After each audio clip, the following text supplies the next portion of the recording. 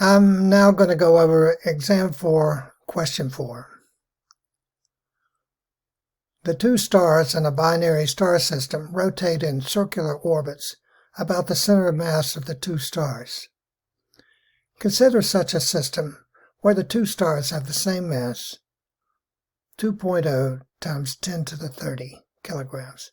They're separated by 2.0 times 10 to the 12 meters. I show this situation in this figure where I have the first mass has mass m and the second mass has the same mass m. They're separated by a distance d, which is equal to 2 times r, where r is the distance that each is located from the center of mass. In part A, we are to calculate the force that causes them to rotate. But there's only one force in the system, and that's the force that mass 1 exerts on mass 2, which is equal and opposite to the force that mass 2 exerts on mass 1. So writing that equation, which is the gravitational force each exerts on the other, is equal to g times m1 times m2 over the distance separating them, d squared. So we put in the numbers for g and for each of the masses, and we square it because they're the same. And we divide by the distance, 2.10 to the 12 meters squared. And our result is 6.67 times 10 to the 25th newtons. Note that this attractive force is the agent of centripetal force that causes each of the masses to rotate about the center of mass. So that will allow us to easily calculate the angular velocity of each of the stars in part B. Because this agent of centripetal force, which we said was a gravitational force, is equal to the mass of either star, times its linear velocity squared over its distance from the center of mass r. Excuse me. Which is equal to mr omega squared. So solving for omega is equal to the gravitational force that we had calculated in part A divided by the mass of either star times d over 2, or r.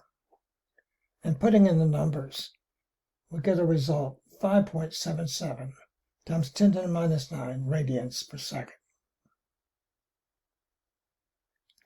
Part C, what is the period of rotation in Earth days? Well, the period is equal to the reciprocal of the frequency.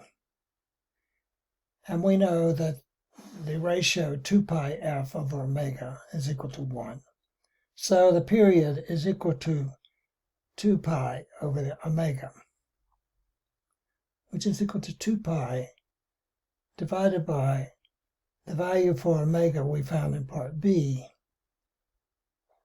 And that results in a period of 1.088 times 10 to the 9 seconds.